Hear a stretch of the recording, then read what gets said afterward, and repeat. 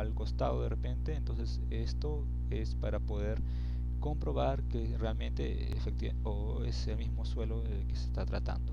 Entonces varios puntos, por ejemplo 6, que nos habla acerca de si no existen en terrenos colindantes grandes irregularidades como afloramientos rocosos, fallas, ruinas arqueológicas, o cuando no existen edificaciones situadas a menos de 100 metros, ¿no? En el caso de que el tipo de edificación ya prevista antes a cimentar sea la misma o menor a la exigencia, cuando el número de plantas del edificio a cimentar, incluidos sótanos, pues estos son iguales o inferiores a 100 metros, o en caso de cimentaciones de edificios situados a menos de 100 metros y la prevista para el edificio a cimentar son de tipo superficial, ¿no? O sea, sus cimientos superficiales, o las cimentaciones previstas para este edificio no profundizan y en todo caso estas deben estar a más de 1,50 m. Ahora, con respecto a los números de puntos a investigar, esto se va de acuerdo a una tabla que nos da la norma de acuerdo al tipo de edificación. Por ejemplo, si tenemos A, B o C, si tenemos un tipo de edificación A, entonces tenemos un punto cada 225 metros cuadrados. Si es tipo B, cada 450 metros cuadrados. Si es C, cada 800 metros cuadrados. Entonces, de acuerdo a nuestra clasificación, podemos determinar cuántos puntos queremos investigar.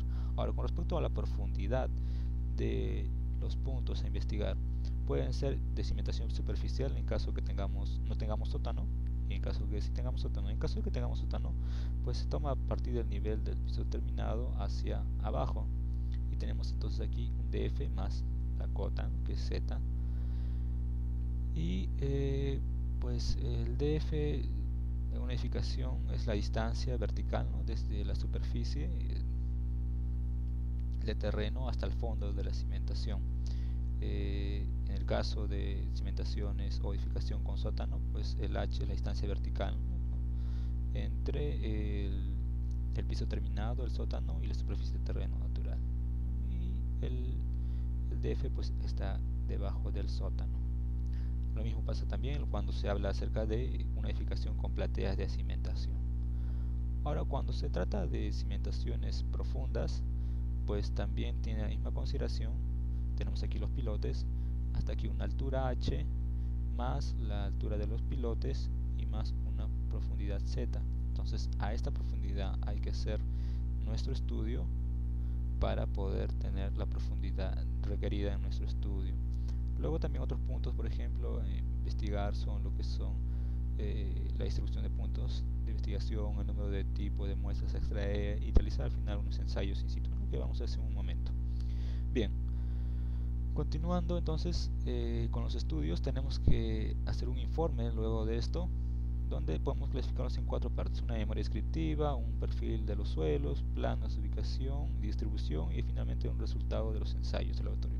En lo que es respectivo a lo de memoria descriptiva, tenemos que hacer un resumen de las condiciones de cimentación. Es una descripción en realidad de todos y cada uno de los tópicos principales del informe. Por ejemplo, el tipo de cimentación, el estrato de apoyo de cimentación, parámetros de diseño de cimentación, unas recomendaciones de repente adicionales. Una información previa donde ahí pues se detalla la información recibida, que el solicitante encargado del estudio de mecánica de suelos recolecta, y lo que es la exploración de campos son la descripción pues de los pozos, las calicatas, las trincheras, perforaciones, todos los estudios, los ensayos que se han efectuado en el campo. En laboratorio lo mismo, ¿no?, todos los que se han hecho en el laboratorio. Luego un perfil del suelo. Es una pues descripción de los diferentes estratos que tiene nuestro terreno, y explicando cada uno, ¿no?, el origen, su nombre y el símbolo de grupo del suelo según el sistema de la clasificación SUX. Luego un nivel de la napa freátrica, o sea, tener la ubicación de este nivel, indicando la fecha en que se midió, unos comentarios tal vez de tiempo. Luego en el análisis de cimentación, pues esto se puede subdividir en otras, por ejemplo dentro de esto un análisis del cálculo, una memoria de cálculo, para poder determinar también el tipo de cimentación, de repente soluciones si es necesario incluir, profundidad de la cimentación, lo que también puede ser la presión admisible, bueno, unas indicaciones o precauciones, tal vez unos parámetros para diseño de muros de contención si es necesario, y otros parámetros que queramos adicionar en esto. Entonces esto también se subdivide. Luego en lo que es el efecto de sismo, aquí podemos determinar o ayudarnos con lo que es la norma E030, que habla exclusivamente de lo que es sismo resistente, y encontrar pues un factor de suelo y un periodo que define nuestra plataforma, ¿no?, para cada tipo de suelo. Bien, ahora vamos con los planos de ubicación y las horas de distribución. Para esto pues nosotros podemos presentar dos puntos, unos planos donde hemos realizado la exploración, donde están el plano topográfico y planimétrico, y utilizar los símbolos de acuerdo a esta tabla que nos da la norma. Por ejemplo, cuando son pozos y calicatas, este cuadradito, una X pintado a las esquinas. En el caso de que sea perforación, pues de esta manera también un círculo, cuando es trinchera o cuando es auscultación. Ahora, esta N representa la correlación. Por ejemplo, si tenemos 5 calicatas, entonces va a ser C1, C2, C3, C4 y C5. Lo mismo con cada uno de las técnicas de investigación que queramos hacer. Y luego pues definir un perfil estratigráfico del punto investigado. Pues ahí vamos a indicar todas las muestras que hemos obtenido y los resultados de ensayos in situ. Bien, aquí está nuestro perfil entonces de suelos. De acuerdo a la clasificación de esta simbología, podemos clasificarlo en que son grava bien graduada, mal graduada, grava limosa, y así una serie de símbolos con sus respectivos descripciones, de acuerdo a ya sean suelos granulares o suelos finos. Entonces eso va acompañado a lo que es la estratigrafía de nuestro suelo. Bien, entonces eso fue el capítulo 2 de los estudios. Vamos a volver otra vez a nuestro menú principal y vamos a hablar acerca ahora de lo que son el análisis de las condiciones de cimentación, que es el capítulo 3.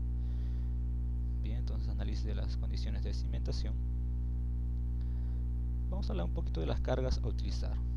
Por ejemplo, en este caso, pues de las conclusiones del estudio de mecánica de suelos, nosotros podemos contar con cierta información para poder ya hallar lo que es el cálculo del factor de seguridad en cimentaciones.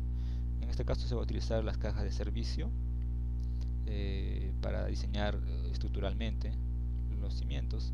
También podemos determinar ya el cálculo de asentamiento, ya sea en zonas granulares, cohesivos o en sótanos con losa de cimentación. Cuando son granulares, consideramos la carga máxima vertical. Cuando son cohesivos, la carga muerta más un 50% de la carga viva. Y cuando hablamos de sótanos con losa de cimentación, una carga total, descontar la carga total de la estructura. Ahora podemos hablar también, el segundo punto, de un asentamiento tolerable. Recordemos que en todo estudio de mecánica de suelo se debe indicar un asentamiento tolerable, que ha sido considerado para una edificación. Por ejemplo, el asentamiento diferencial no debe ocasionar una distorsión mayor de la indicada en esta tabla. Por ejemplo, aquí tenemos un asentamiento en A y un asentamiento en B. Entonces, tenemos una diferencia de estos asentamientos que, dividido entre la longitud que se encuentran estas dos zapatas, nos da lo que es la distorsión angular. Ahora, si es que esta distorsión angular, en el caso que tengamos una edificación convencional, no cumple con este factor, entonces no se puede edificar con esas dimensiones que hemos puesto para nuestras zapatas. En el caso que tengamos edificios altos, también debe cumplir con este coeficiente que nos va a salir, y también lo que es puentes y grúas, y así cada uno de los aspectos que nos da la norma como límite. Entonces no debe pasar este ángulo diferencial. Luego también podemos hablar de una carga de capacidad. Cuando hablamos de una carga de capacidad, pues es en realidad la presión última o de falla de corte del suelo que normalmente se calcula pues con fórmulas que nos da el estudio de mecánica de suelos.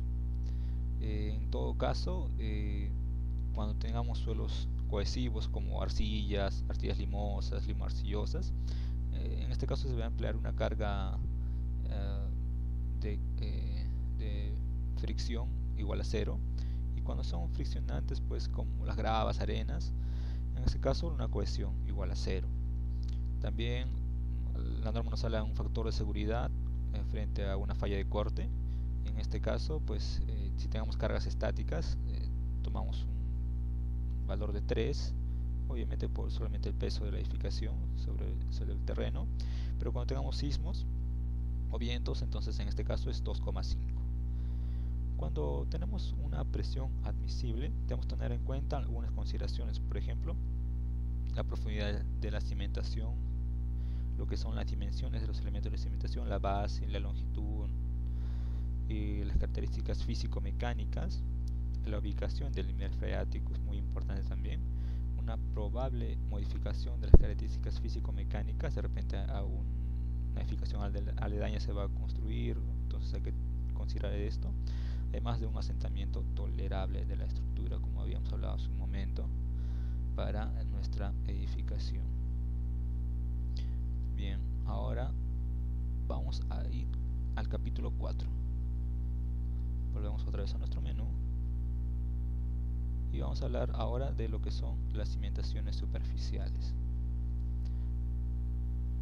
Muy bien, entonces como definición de esta cimentación superficial, pues son aquellas en las cuales la relación de profundidad entre el ancho, pues si es menor o igual a 5, ¿no? Entonces en este caso se habla de una cimentación superficial. Si no cumple, entonces estaríamos hablando de otro tipo de cimentación. Entonces tenemos aquí varios tipos de cimentaciones superficiales, por ejemplo las zapatas aisladas, lo que son las zapatas conectadas, zapatas combinadas, cimientos corridos y plateas de cimentación. Estos puntos ya se han tratado antes, así que no vamos a tomar mucho tiempo para poder explicar cada uno, pero en síntesis cada nombre ya nos da una idea de lo que trata. Bien, vamos a hablar entonces acerca de la profundidad de las cimentaciones. En la norma nos indica que si tenemos unos cimientos corridos o zapatas corridas, en este caso nuestro mínimo es de 80 centímetros de profundidad. En el caso de que tengamos platea de cimentación, nuestro mínimo es 40 centímetros. Sin embargo, estas dimensiones tienen que ser determinadas por un profesional responsable, y esto pues depende de los estudios que se haya realizado